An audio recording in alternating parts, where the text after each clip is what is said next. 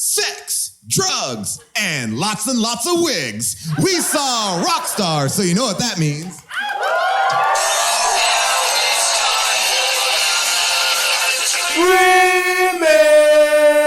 How did Schwarzenegger grow a baby in his belly? Rock a rhinestone vest while ripping Justin to Kelly. Or maybe see a burlesque show with Nick Crow and take a boat with speed to hitting cruise control. J-Man, Big Paul in the beautiful June. Gonna take you from the goob all the way to the room. Ran the games of Street Fighter, helped to blow off steam. Just a sucker punch the odd life of Timothy Green. Sharknado to Birdemic, how we staying alive. They call it in the badass and he's on the line. Cranking 88 minutes cause they cool as ice. Cause a bad Jim Varney looking kinda nice. Paul and June getting literal, Jason is getting laid.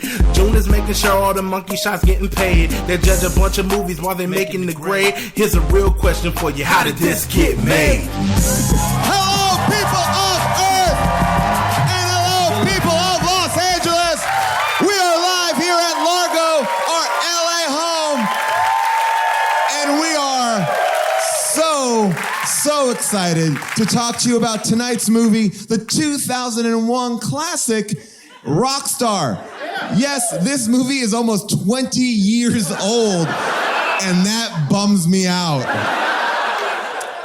Here to talk about that movie is my co-host. Please welcome Jason Mantzoukas.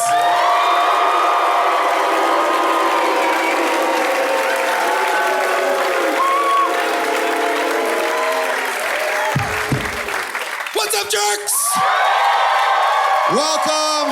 Welcome, Jason. How are you, Paul? I'm doing good. You? I've seen this movie twice. I have a question. Yeah. Is it a movie, though? I watched this movie and I was like, this whole movie seems like a trailer for a movie that I don't care to watch. I'd argue a bigger question, if it is a trailer, what genre is it? Because also, I have a second question. Yeah. Does Jennifer Aniston age? No. You just said this movie came out in 2001. Yeah. She is identical. If you told me it came out last week, like, yeah, sure. And Mark Is Wahlberg she a too. Highlander? Mark Wahlberg too. These are ageless people. Are these people Eternals? Are they the Immortals? Are they Highlanders? What is a Highlander? We will figure it out. You know, speaking of which, making her triumphant return to the podcast, please welcome our co-host, June Diane Raphael.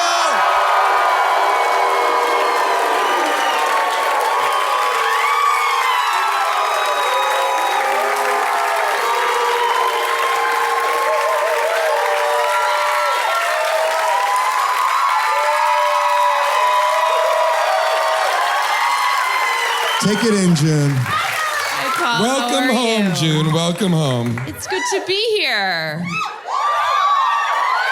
So the reason why I watched this movie twice is because I watched it and then I watched it again with you. I've never had the experience before where I've watched a movie. I usually say things to Paul and comment and we talk a little bit. I watched this in silence. It's true. I was checking to making sure that you were awake at certain Yeah, points. but I was. Because you liked it so much? I didn't know what the fuck was going on. You asked me some I did concerning ask you, questions. the one question I asked a number of times was, is this a comedy? I will say, and I don't want to spoil it for the audience, but you did say, I would say a good 20 minutes in, you go, so wait a second. He sings in a cover band? That was... No. I was like, yeah. I hope your answer was, no, babe, a tribute band.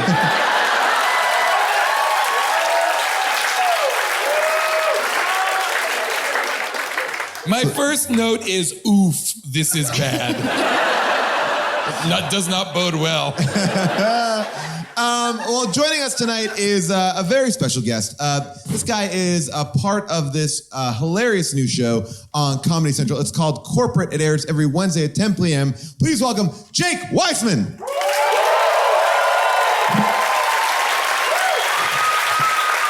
Whoop, whoop. Hi. Welcome, Jake. Thank you for having me. And we were talking backstage. You have seen, like, you saw this movie before it was assigned to you as part of a of this podcast. Yeah, I actually have watched it twice, but the first time I didn't realize it was just 2 hours of watching the Guitar Hero title sequence. But yeah, I've seen it a bunch. I mean, I love it. It's the worst movie I've ever seen, but it's hard not to love. It is an odd movie because it's very pure in what it's saying. I mean, so Mark Wahlberg in this film, he is the lead of a tribute band, and just to give you like a brief outline of the plot, and is then quickly brought into the actual band that he tributes as the lead singer. Wait, can I ask a quick question? Yeah. Is he in Pittsburgh as the lead singer of the... I thought this whole movie took place in California and they never left, okay, it doesn't matter. Keep going. Yeah, no, I think he is in Pittsburgh. He is in Pittsburgh, and they get on a plane and go to California. But then they end up in Seattle, right? It doesn't matter. Sure? It doesn't matter. Sorry, go ahead. Yeah, I don't know. Well, anyway, basically that's all you need to know, and it's loosely based on the, this guy, Ripper Owens, who was pulled in to be the lead singer of Judas Priest, but it's not his story. It's just like a guy or gal heard that story and was like, that's a movie. And didn't do any more research after that. Just basically heard, did you hear that there was that dude who got put in Judas Priest? Yeah, make that a movie. Great, do no more research. And then the movie goes. It's a weird movie because your hero is essentially fighting for being unoriginal. Like that's where we like which his brother says to him at one point. His brother basically is like, you don't even want to, it's in the trailer there, you don't even want to do your own thing. You just want to sing someone else's songs. Yes. That's it. I agree with the brother. And also his bandmates who at points want to riff and like go off and create write their own songs. And it is a strange position we as an audience are in, which is to root for the creative force that simply wants to mimic what has already been done. Yes, pay tribute to. His reward is you get to pay tribute to this band by now being in this band. It's weird because it's kind of like, it's such a lame thing to base a movie on. It's like telling someone they'll never be a substitute teacher. You know? It's like, you won't do it. I mean, you could, but you won't. And again, I feel like there's a lot of things that play in this film where basically like you see this guy's life. And it's a sad life.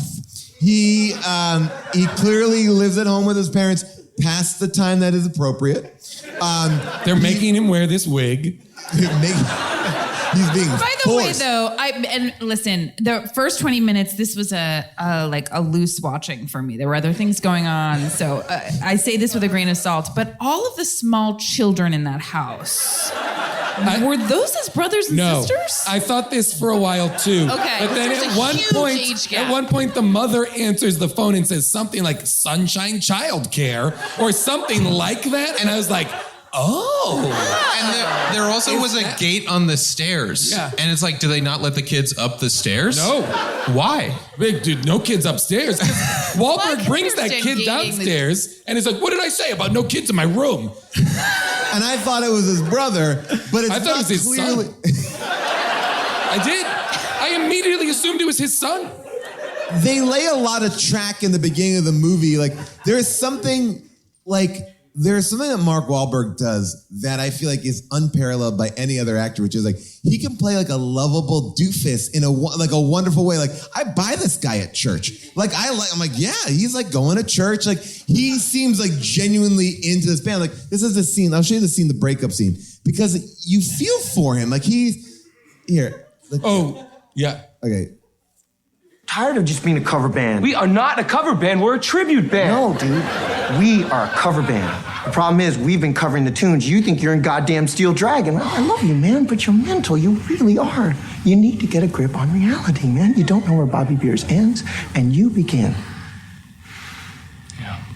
I'm mental. I'm only mental because I don't want to be in some cheesy bar band that butchers the music people came to hear just to trap men to listen to your crappy originals. Crappy original? Yeah. Well, I think Hole in a Half kicks ass. I'm proud of shit to have written it. Oh, come on, guys. I mean, we started this band because we love playing Dragon tunes. We couldn't imagine playing anything else. What happened? Dude, I thought it'd be a goof. A goof? Chris, seriously, wouldn't you rather fail as yourself than succeed as some Bobby Pierce clone? Well, yeah, well, Rob, maybe you can write me a song about why in the hell I would ever want to do that. All right, you're gone, man. Just go. I mean, That's amazing. Do you think, real question, do you think there was somebody from HBO who watched this movie and was like, wait a minute. Okay, I want that guy as McNulty, and I want that guy, and I want that guy as Deadwood.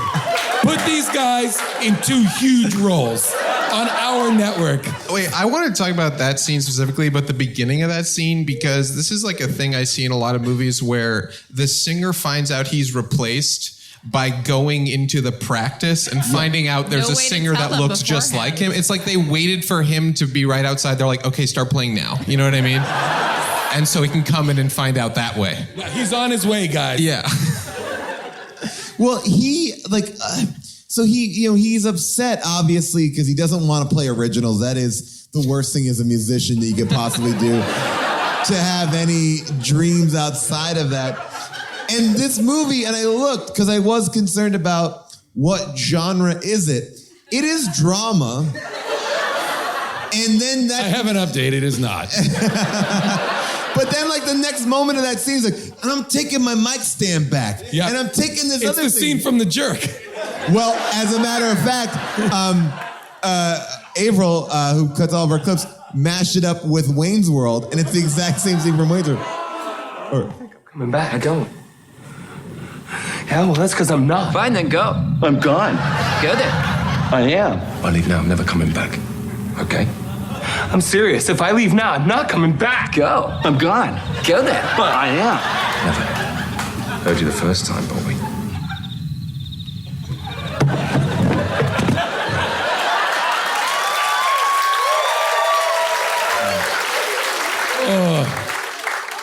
Well. So, there's so much stuff to talk about before he gets into the group.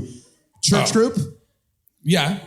Also, how old are he and Aniston meant to be in this world? They seem too old to live, to be this naive, I guess. When they were shooting the movie, almost 30 for both of them. Oh, okay.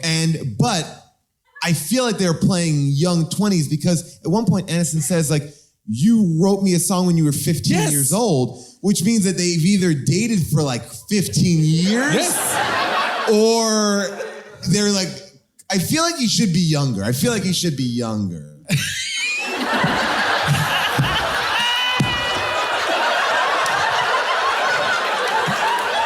that how you feel, Paul? You feel like he should be younger? I feel like he should be younger. Yeah, I agree.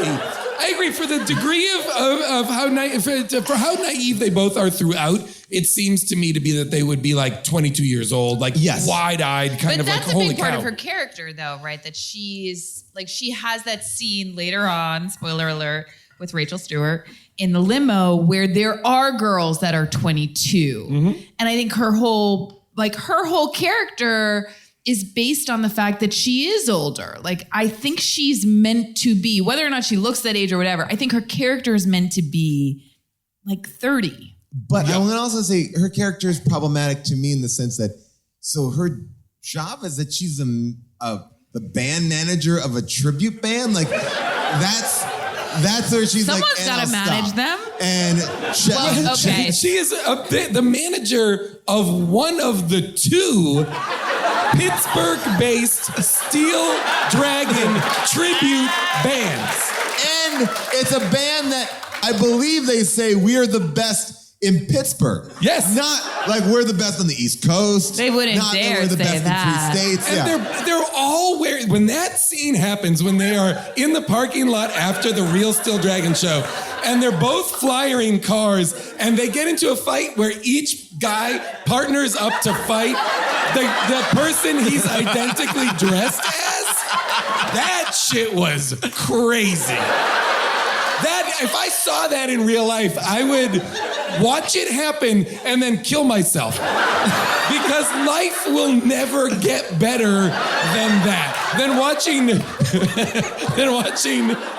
12 men fight each other.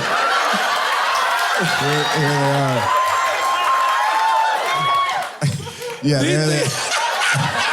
Each of them lined up against their enemy.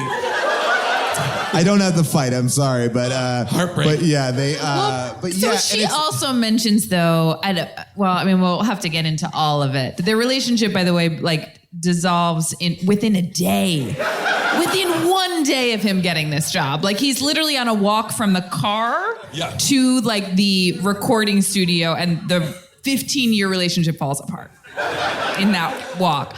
But she does say that she's going to be building a business in Portland. Yeah, coffee shop? With a friend. Isn't she? She's in Seattle. I'm sorry. But oh boy. So sorry. We owe Portland and Seattle an apology right now. Should I leave? But what was that business? Was that the coffee shop? I think that when she's at the end, when you see a glimpse of... How dare she call that like a business? It was pitched as though it was like a new startup, like a real disruptor. But by the way, June, it might have been because this movie took place in the 80s, and obviously it's Starbucks. She started Starbucks. That's the T-shirt. Aniston started Starbucks. But like, don't you think it was like? Because I guess like, spoiler alert, like Mark Wahlberg becomes like Eddie Vedder. We don't have to spoiler alert this fucking trash movie. It's not necessary. You're welcome if it's spoiled.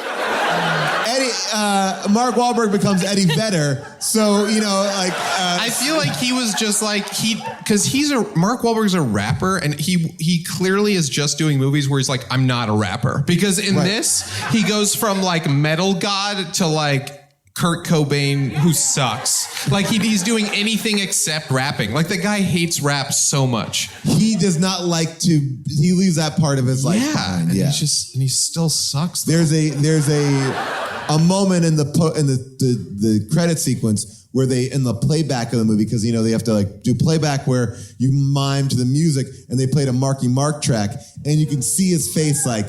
His face falls. Go fuck yourself. And then they put it in the movie. So it's really aggressive. It's like, remember that bit that you didn't like on set that we did? It's in the movie now. The other weird thing about that scene when he's like the Kurt Cobain dude or the Eddie Vedder dude is he walks off stage in the middle of the song. Yes. And I think he's like addicted to that. Oh, he never finishes. He doesn't finish songs. He's like, I'm going to go talk to Emily. And he walks off, and they don't even solo. Nobody even like fills the space with a solo. They just vamp. They just vamp with the same melody they've been playing, just without vocals now. If you had paid money to see that concert, you would be like, fuck this. You'd be like, wait a minute, where's he going? Where's he going? Oh, okay. Oh, he's talking to that woman. Okay. Do you think he's gonna go back and sing the rest of the song? I don't know. He's still talking to that woman over there. Okay, what do you think?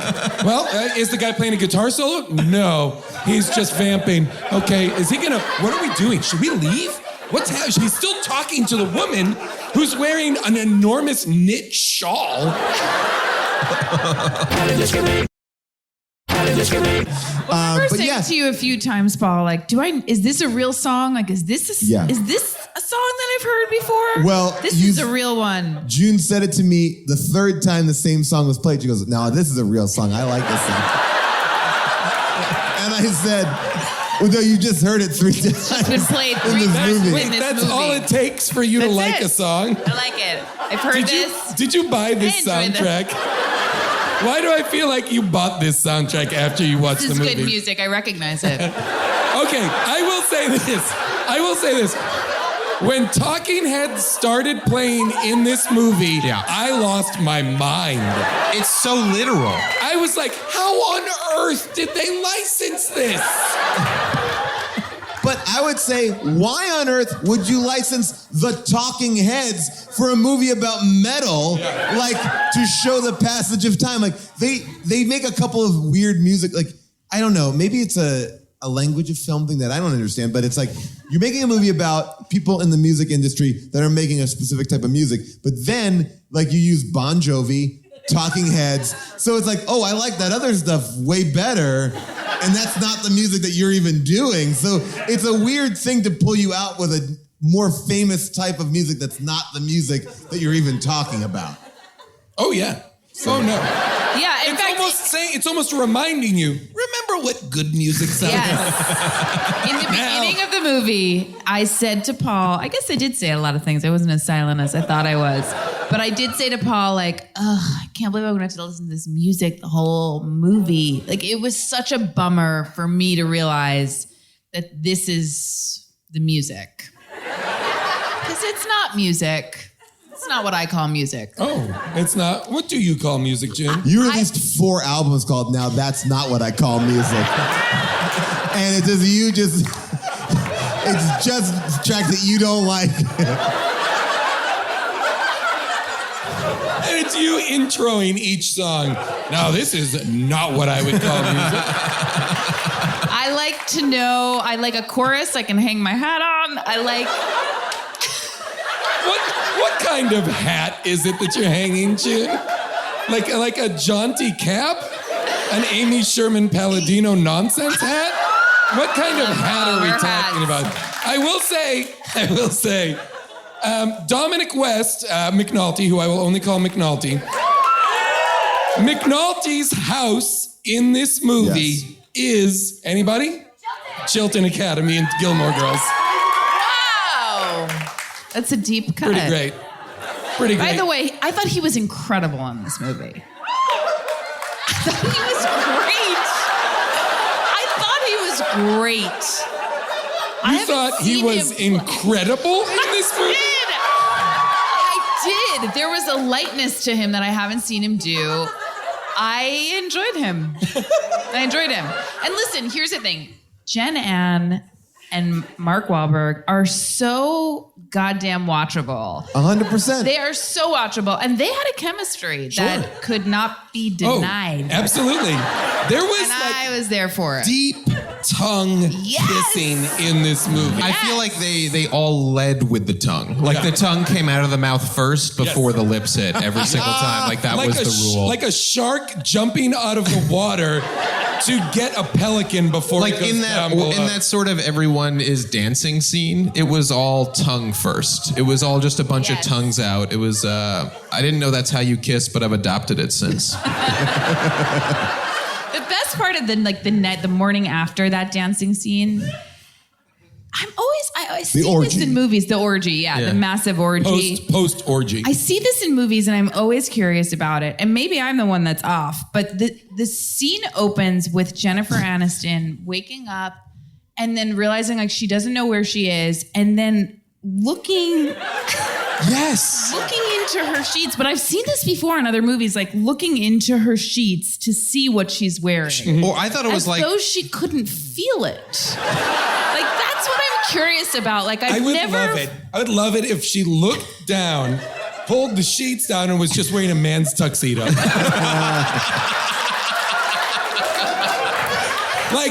oh no, what have I done? Not too bad. Not too bad. Tails, white tie, don't mind. Like, that's up hat. That's what happens to you, like, when you have an orgy, then, like, a little orgy creature comes in, puts different outfits on you all. Oh, leprechaun. Cool. All right. Yeah. What did I get? It's as though these people are not in their own bodies to simply feel the clothing. It also presumes situational amnesia. Yes. Like when you wake up, even after a night of hard partying and drinking and poor sexual decisions, you still kind of know what's up. Instead, it's kind of like...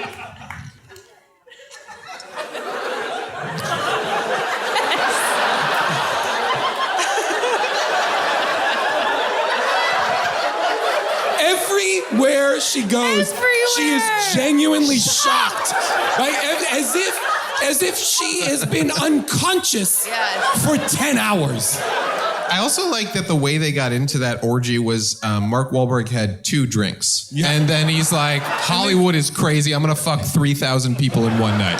By the way, Jen Aniston in this photo is like, oh shit, did I fuck the guy wearing chainmail? Who did not take off the chainmail. Did I fuck the guy wearing chainmail?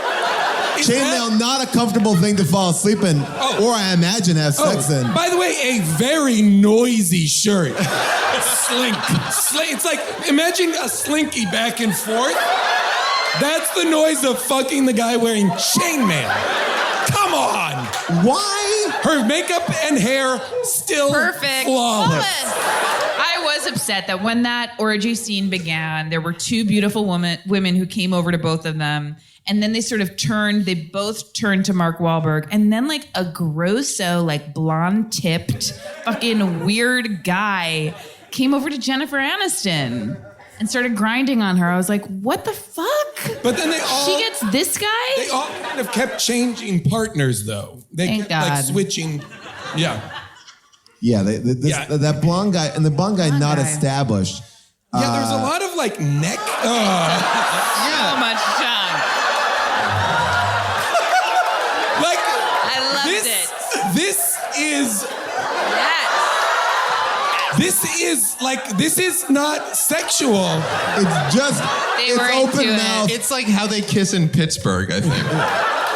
Oh, be careful, Jake. Pittsburgh is listening. He like. The kissing is. I felt like they were just doing playback, and the director was just shouting, "Kiss grosser, kiss grosser. Remember, you're drunk. Kiss grosser." More neck. More rub his neck. Open your mouth wider if possible. Try to envelop Swallow him like her. Eat her chin. a praying mantis. Eat them alive. Swallow her face. Swallow his face. Rip his tongue out. This is sex, I think. A virgin directed this movie. The way that this movie, when he gets called up to the big leagues to be the lead singer of Steel Dragon, he has a pretty amazing intro into the band. Like he walks down the platform, and then the most amazing slow-mo sequence of a fall that you think, oh shit, the movie's over, this character's dead.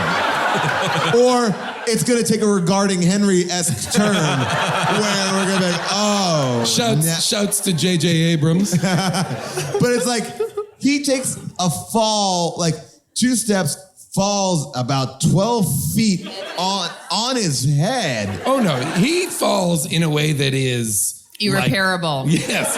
Irreparable. You would, I don't want to say the rest of the movie's a Jacob's Ladder scenario, but like, never has there been a more obvious Jacob's Ladder scenario than the visible death that we watch. Like, this might as well be a snuff film for Mark Wahlberg's character. And then when he goes down, he immediately then pops back up, doesn't miss a beat of the song, sings it bloody. By the way, the song's lyric is, "Do you want blood?" Or "Show me blood." Like, blood is in the lyric of the song, apparently. God, you got lucky. He got lucky. Classic. But that scene is so bizarre. He is fully bleeding from the head. Then he grabs a hose, pretends it's a dick, and then like wets down a lot of the audience. This is what's so weird with the tone of the movie, though. Like his parents follow him around. Oh. From they I guess moved from Pittsburgh to like tour with they him. can fly out to see a show. No, I know they can. Oh boy. But I'm saying like it almost. But then you also see them partying at one point. Like the tone of this movie. They're allowed is to just, party. All right.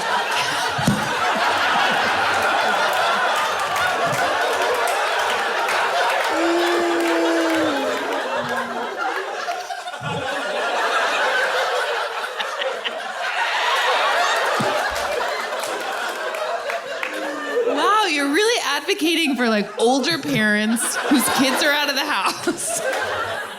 Remember when they insinuate that the dad loves eating pussy? Yes, that's what I'm saying.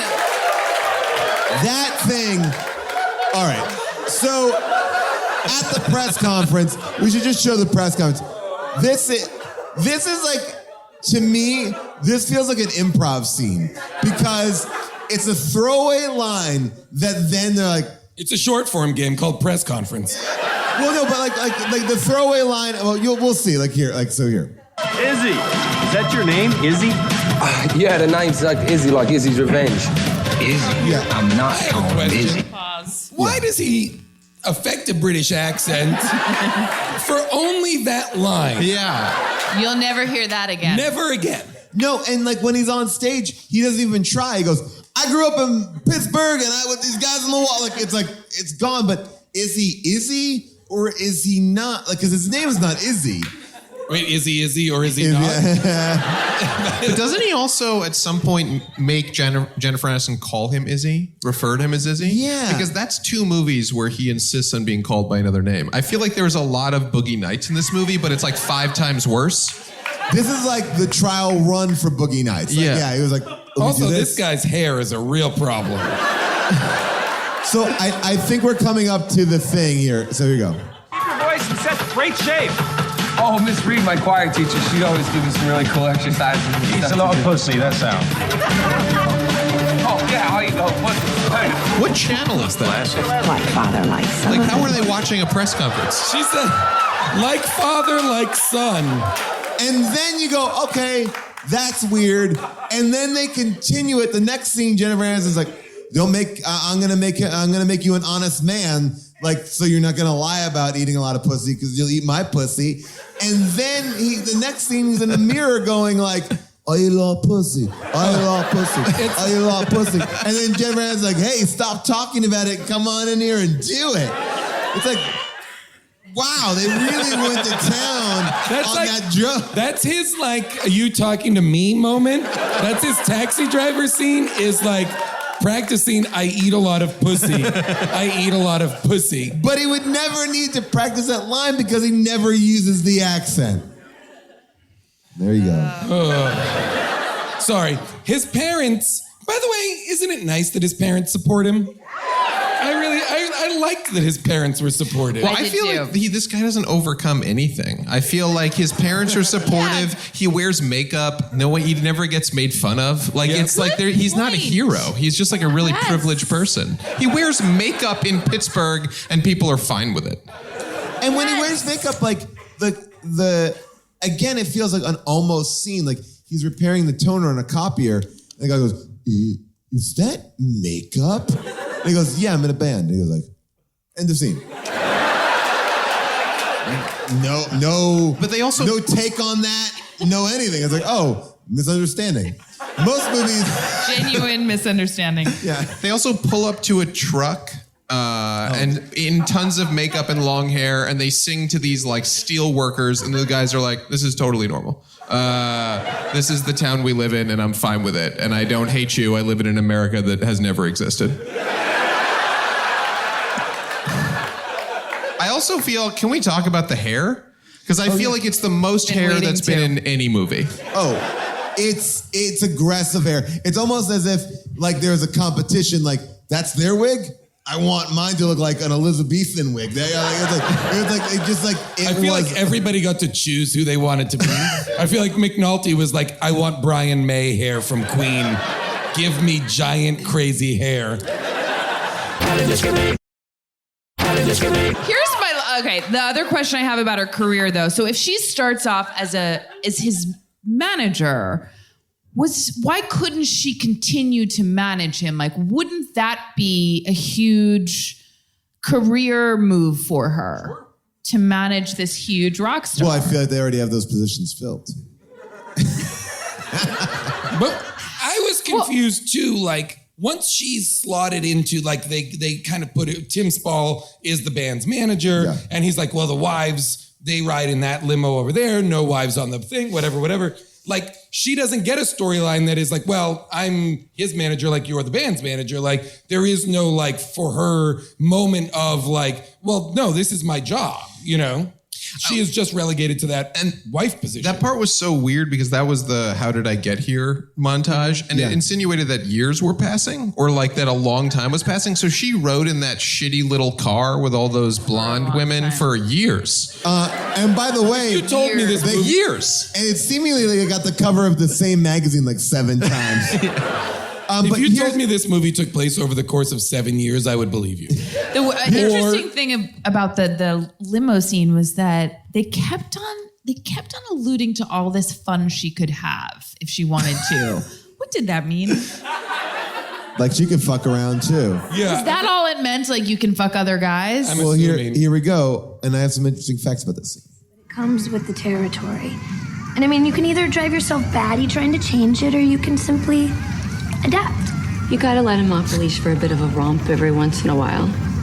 Otherwise they get a little cranky, you know. Besides, at the end of the day, they always come home. And who's to say that you can't have your own fun? Exactly. Here's some advice from me. Number 1, learn to share. Oh. Number 2, get very close with his accountant. Mm-hmm. And number 3, don't sign anything, even if it's not typed. I had to learn that the hard way. Now, what makes this scene interesting is that all 3 of these women are actual wives of rock stars. Rachel Hunter was married to Rod Stewart and was in a relationship with Kip Winger, who was in Alice Cooper's band. Heidi Mark was married to Vince Neil, and Carrie Stevens was the girlfriend of the Kiss drummer Eric Carr. So they all are playing versions of themselves, which makes it a little bit... This movie did not need to get meta. You know what I mean? Like, it's a little bit of a waste. But I would love to follow that Rachel Hunter character. Rachel Hunter? Yeah, I guess just Rachel Hunter. Just follow her on Twitter. Oh, like, is it that easy? I think so. All right. It is, wow.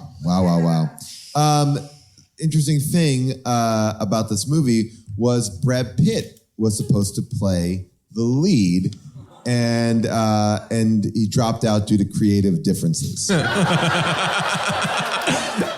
I like to think of Mark, the character he plays in this movie, as the guy Rachel dated after Ross, but before Brad.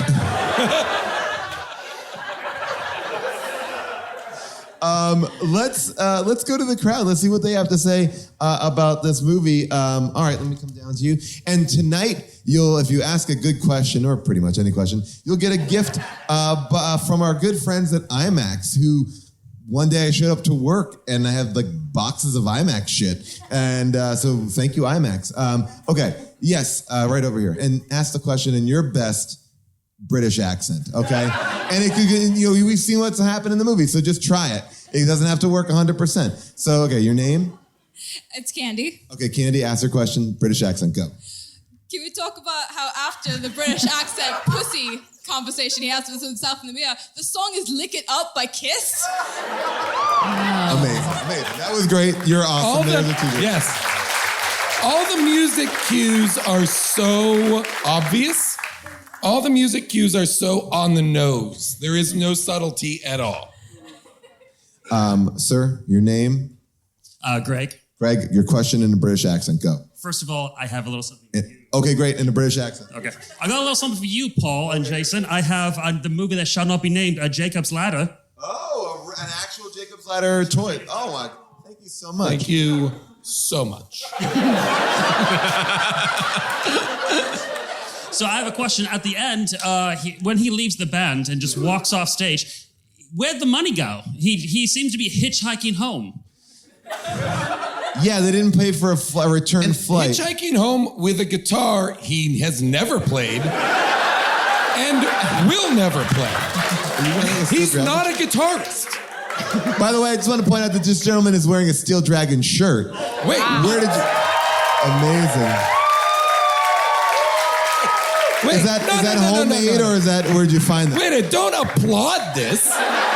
Why? Is that homemade or did you find that? Online. Wow, all right, get your Steel Dragon shirt.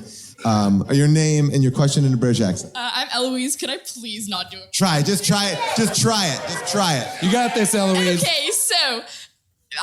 I'm not, but okay. So, Jennifer Aniston drinks a drink before the orgy scene and then is like stumbling around and like the creepy manager dude is like, gravity doesn't exist here. And was she drugged? Was she roofied? I thought the same thing. I thought they did. Here we go. I thought they did. I thought she'd been roofied as well. Let me go over here for a second. That was a good question. Here, what we got? All right, what we got? All right, yes, you. All right, your name. Guys, don't not raise your hands because you don't want to do a British accent. Raise your hand. Be brave, audience. Be brave. All right, my name's Brittany. My question is, I don't know what this accent is, but they have the orgy, right? Mark Wahlberg wakes up the next day. He walks in. The girl is peeing standing up. What the fuck? We gotta talk about it again. At the very, here you go. Here's your glasses. There you go. All right, so What's obviously, the question? It was just like what happened there. Oh, she had a dick. All right. Look, this Were you movie- confused on that? This movie is pretty homophobic, transphobic, every which way. But also, like, the band kicks out the singer for being gay, but then is very progressive on trans issues, which was so confusing. I couldn't figure out if they were kicking him out because he was gay or if he was using that against them. I couldn't figure that whole conversation And then he's out. like Irish dancing at the end as if that's a gay thing. That was also strange. Michael Flaherty is a virulent heterosexual man. I just thought Flatley? Michael Flatley? Really? Flatley. Yeah, he's Lord super, of the super Dance. straight, trust me. Yes, sir. Your name and your question in British. Damon. And on that same point, why is this a world where only gay people don't have big hair? And that's not his big secret is I'm gay, therefore He this has was a always wig. a wig. Even though I have a perfectly healthy full head of hair, I couldn't grow it out because I'm really gay. That's a good point. Great point. I'm gonna get you an IMAX visa. Yeah. Good point. Good point. All right. One more question. If you're British, you definitely get to ask a question. You're British in the back? Actually from Britain, and No. Are you British? All right, come forward. All right, you can come forward. All right. Oh, sorry. All right. Let's see. A real Brit. Here we go. Hi, how are you? All right. You get your name and your question. Kylie, and my question Kylie, is... I know you. You're not British. Yeah, I don't believe it. I don't believe it. Kylie, no. I'm not a real Brit, Paul. Kylie, you're Paul, getting I'm not real a real grabby Brit. with the mic. Hold the mic, though. Very grabby with the mic, Kylie. I know you. Kylie, she's not British, right? She's not She's not British. British. She's a lovely individual. I do want to have a couple more people stand up to figure out if they're really British or not. Yeah. Okay, here's the challenge. Who can trick us into thinking they're actually British? Say one line. Kylie, you blew it. Yeah, Also, I know Kylie's you. already not British. All right, so let's see. All right, ma'am, one line. One line. Hello, I have one absolute Nope. small question. Nope. It was pretty good. It was pretty good. I need All right, one stay- more he's- line. I need all right. one more line. Do you have a specific line you want me to say, or just... You're not British. You're not British. Yes. All right. These guys are dressed like Steel Panther, by the way. Amazing. All dressed as Steel Stand Panther. up. Steel Dragon. Steel Dragon.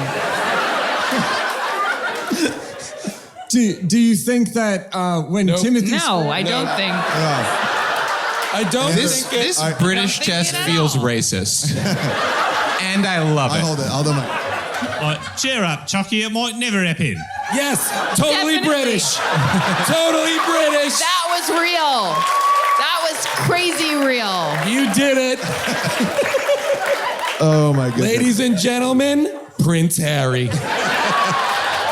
So this character that Mark is playing, at one point he gets upset at the time on the road, whether it's a week, 7 years, a month. We don't know how long it's been. And then he replaces himself on stage effortlessly. He's like, you can do this? Great, get up here. Later. That's the weirdest way. Like, it's so easy to be in that band. You just have to go to the front of the stage and just scream. And then they're like, yeah, that's fine. Yeah. Like, it's not hard to be in the band at all. And the fact that the audience is like kind of okay with it. They're like, yeah, works for us. They're on so much heroin, they don't care. Well, it really is the idea of like, oh, the interchangeability of these lead singers is like, oh, I guess anybody can do this. But that's like, not a thing. That's literally not a thing that and happens. Also, that guy's never played these songs live before with this band. It's also like, I feel like at that moment, it's supposed to be like this really cool thing that Mark Wahlberg is doing for the guy, but it's like the guy who introduces you to smoking when you're 8. You know what I mean? Like, it's like, they just ruined this motherfucker's life. Like, this guy is gonna kill himself It's in like a like deal 2 with years. the devil. It's like, you can replace me because I'm miserable. I'm like, Jake, who introduced you to smoking at 8? That is a very British young. person. No, come on. They Are just those came back. people in those roads?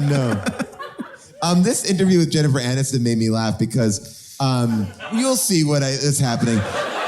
She was dating Brad Pitt at the time. That's why the interviewer asked her about Brad Pitt. So here you go. Did Brad give you any advice to play this role? Well, there's all sorts of.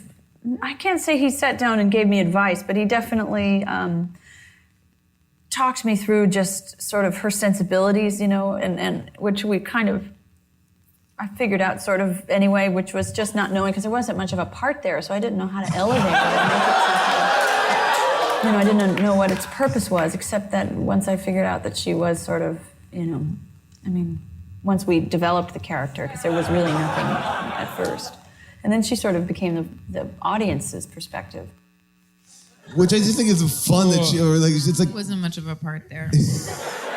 She's not did a wrong. She's great though. She is. I would watch this movie. Like, that's what this movie is. Like, this movie, when we picked it, I was like, I've seen this on TBS. This is fine. Like, and when you just have to sit and watch the whole thing. I would argue she is the most interesting character in this movie. Yeah, I'd watch 100%. This movie, if it was from her perspective, more than anybody else's.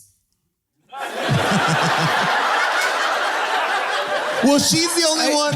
Hang on. I didn't need one single person to applaud through that. The only thing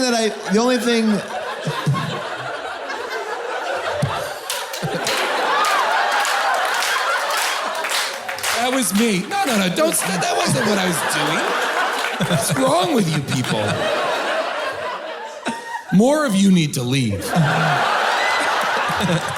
She's the smartest, most developed character ultimately. She has a plan, she has a job, she's getting forward, and she's like, you know what? I don't like this lifestyle. I'm gonna open up my coffee shop and start a fucking trend in America with independent coffee shops. And if that falls apart, I'll just pierce people's nipples.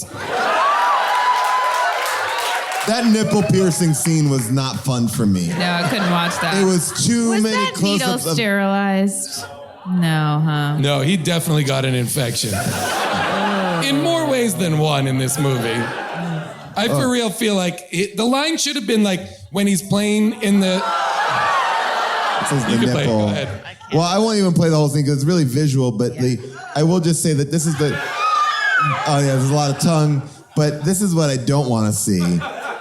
Close up on needle, in the liquor, and then... Here we go, hold on one second.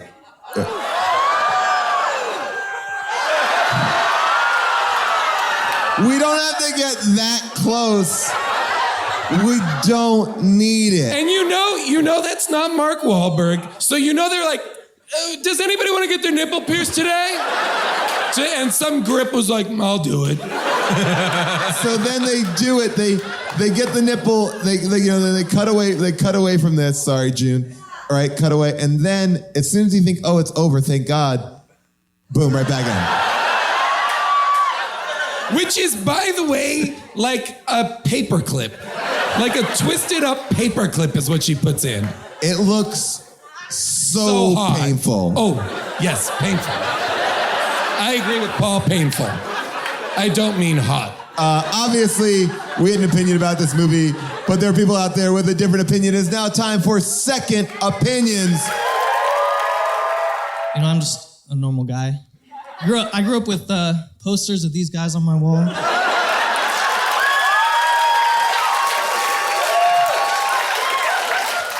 And now I'm one of them.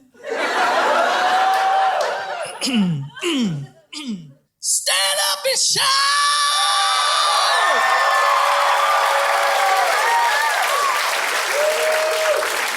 Stand up and shout! 5 stars, 5 stars, 5 stars for Mark and Mark!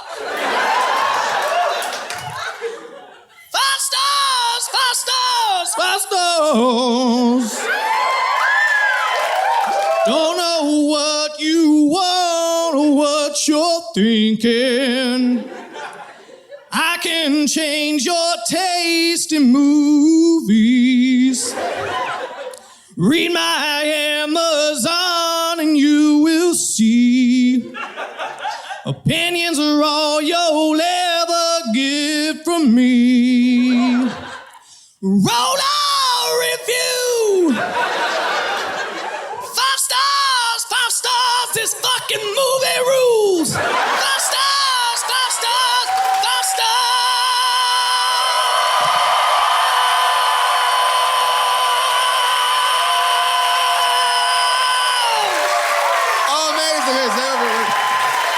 Amazing. That was unbelievable. What's your name? Ryan. Ryan. Well, here we go. Here's a book by our friend Scott C., and you can have that and have a seat. Thank you so much. Great job, Ryan! Wow. Holy cow. Wow. Here's the thing.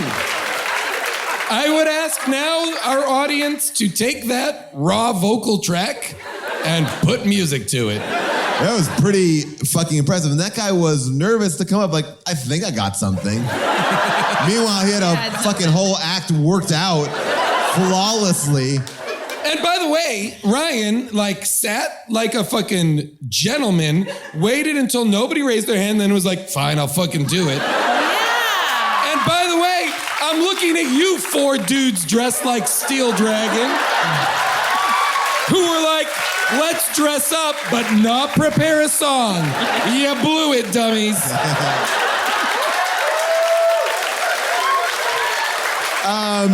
Well, here we go. 502 reviews for this film. 50% 5 stars. 50% yes. are 5 stars? Yes. Holy shit. So this one is called My All-Time Favorite Rock and Roll Movie by Rick Brunson. Having spent a number of years on the road with an American hard rock band, Reed, Whitesnake, Def Leppard, Van Halen, I was blown away by the authenticity of Rockstar. In particular, the characters were believable and authentic. Reed, egocentric, self-absorbed, with a dash of charisma. The film is an accurate depiction of how it really is, headlining and living the life.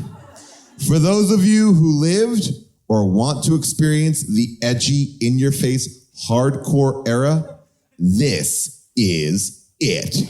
5 stars. And by the way, a majority of these reviews express a very similar sentiment. So all of them are written from people who are in bands? Yeah, a lot are. A lot are. This one's written by G. Madison. What can I say? Excellent movie. Mark Wahlberg, excellent.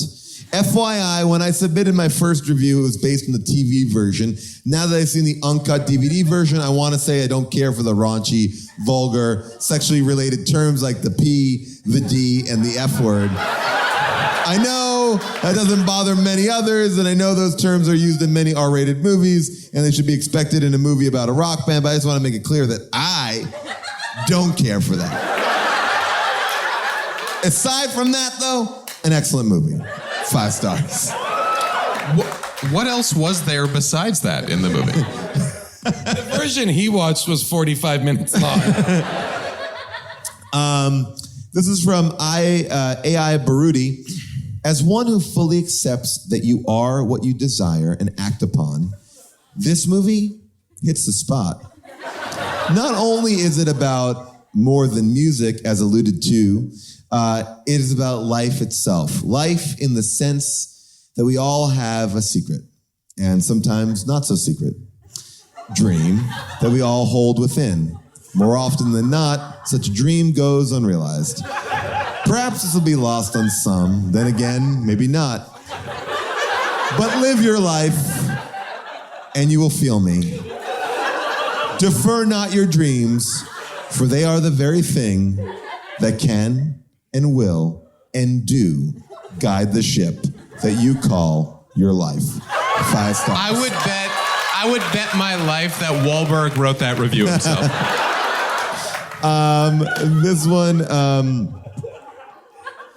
This one right here. This is just a one-liner. This is from Randy Given.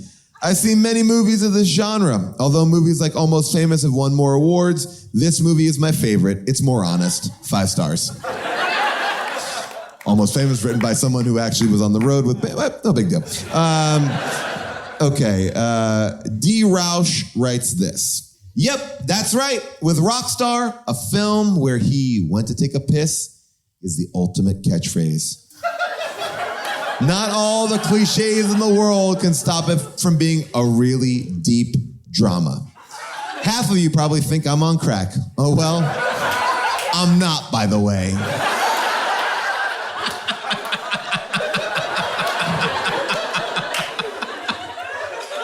With the vehicle for this rite of passage themed story being heavily dipped in 80s excess, many people trash this movie despite its somewhat tongue-in-cheek satirical treatment. But you know what? You're missing the point of the film. What is life about? Yes, folks, that is the question. And a little movie called Rockstar left me pondering that as I exited the theater. And more recently, when I turned off the DVD player. 5 stars. And then this one should be read in a Cockney British accent. Well, anyone want to take a shot at that? You made everybody else do it. All right, I'll say it like this. Bloody hell, mate, this flick is tops, man. Long live Steel Dragon and stand up and shout! A must for any music lover. 5 stars. There you go. Those are our 5-star reviews. By the way, that was a great rendition of Stand Up and Shout. Yeah, really solid, right? I would love it if that became your karaoke song. Stand up! No, I lost it. There was one more piece of trivia I just wanted to say. When I Googled this movie, I went to the Wikipedia page, and the movie came out September 7th, 2001. Which was 4 days before 9/11, which Mark Wahlberg said he could have stopped. But he couldn't save his own movie, so I doubt it. And I think it's a beautiful part about this movie's history. Go to Wikipedia, it's real. Just a couple of quick facts about the movie. The tagline is the story of a wannabe who got to be. And also, it was made for $57 million. Oh and yes. And it made 17. I do believe that the 9/11 probably affected that. $57 million? $57 million. American? This is made in, American dollars. And here, if you were following with us, this movie, the top 3 movies of the year were Harry Potter and the Sorcerer's Stone, Lord of the Rings, and Shrek. And this movie came out 108th in all the movies that came out there. And it was beaten by a movie that we did called Crocodile Dundee in Los Angeles. But however, it beat On the Line, a movie that we did with the NSYNC kids, and Glitter. So it didn't fall to the bottom of the track there. Was that hubcap and turkey sandwich? Yeah, that was On the Line. Yeah. Turkey sub. So there we go. Any other final thoughts on Rockstar? I didn't care for it. Oh yeah, that's a good question. Would you recommend this movie? I would not. It didn't cross over into being so fun to me that it would be necessary really to watch. You could watch it, like you could get a taste of it, but I don't think you need to watch the whole movie. I feel like when I watch a trailer, I was like, oh yeah, I got that movie. Pretty much. You know, it's kind of... I don't think it's necessary to watch. How about they got the soundtrack from? What's that? Soundtrack, June? I would argue it's most interesting before he gets into Steel Dragon. Like the battle of the Steel Dragon tribute bands is more interesting to me than anything else. I hear that. Jake, what do you think? This is just one random thing. Why did it have bookends of documentary footage? That was another weird thing. It's like, this isn't a documentary and it's not cool. Stop. Yeah, it felt like that was a half idea that they were like, oh, but yeah, let's forget that. Like, it was like, because it really is, there's no other... What are we talking about here? Yeah, I don't know. I love the movie and I think everyone should watch it. So Jake, you have a take. Hot take by Jake. Jake, so your show, which you created, Corporate, is on Comedy Central. It's really funny. How would you describe it? I mean, it's like, I feel like the most realistic version of corporate, cubicle America kind of a show. It's kind of like Office Space meets American Psycho, and basically, it's like how, you know how most offices, you know how like even you're at this job right now and it's a really great job, but you still want to die. That's kind of what everyone feels at every job. That's what the show's about. And it's got a great cast. It's on Wednesday nights, but you can watch it on the Comedy Central app. At cc.com at any time, yeah. Perfect. June, what would you like to plug? I will plug Grace and Frankie because the 4th season is streaming right now. So you can watch that. Jason? Oh, I got nothing. I will say, and we've plugged this before, but I will say, Paul and I did another episode of the Chris Gethard show. Oh, yeah. It's on True TV. I don't know how to watch it at this point, but in the first 2 minutes of the show, Chris Gethard abandons his own talk show and leaves Paul and I holding the hat for an hour-long live television broadcast. We had nothing scripted, nothing to do. We had no one told us anything. We didn't know what was going to happen. We didn't know he was leaving. Yeah. And we fucking crushed it. We killed it. We brought a tortoise out there. We brought the entire audience on the street. It's good. And I would say it's worth the money to just buy it on an iTunes or something. If it exists on iTunes, I would say buy it. Yeah, it's called The Chris Gethard Show. Thank you so much for coming out tonight. A big thank you to everyone who helps make this show possible. Avril Halley, who puts together all those amazing clips. She has a show called Movie Bitches on YouTube. July Diaz is up in the booth. Nate Kiley does all of our research. Kelly Alto puts this whole thing together. Kyle Waldron, Largo, everybody here at Largo, everybody at Earwolf. Thank you guys so much. See you again. Bye-bye. That's the show, but it doesn't end here. Listen to our mini episode where the discussion about this movie continues. Also, if you like How Did This Get Made and you want to wear it or put it as a sticker or have it as a cell phone case, head over to tpublic/stores/HDTGM, tpublic.com/stores/HDTGM, and you can check out all of our amazing merch like Put Her in a Bra or the Jason Zardoz shirt, which I particularly love. A big thanks to Kelly Alto, Avril Halley, July Diaz, Nate Kiley, and Leanna Waldron, all who come together and put this show and help me do the show every single week. But more importantly, everybody here at Earwolf, their amazing engineering team that puts together this episode, makes it sound absolutely flawless. Make sure you rate and review us on the iTunes. We like that. It's fun, and we have a good time with it. And make sure you tune in to our mini episode next week because we're going to tell you what we're watching. See you next week. Bye for now.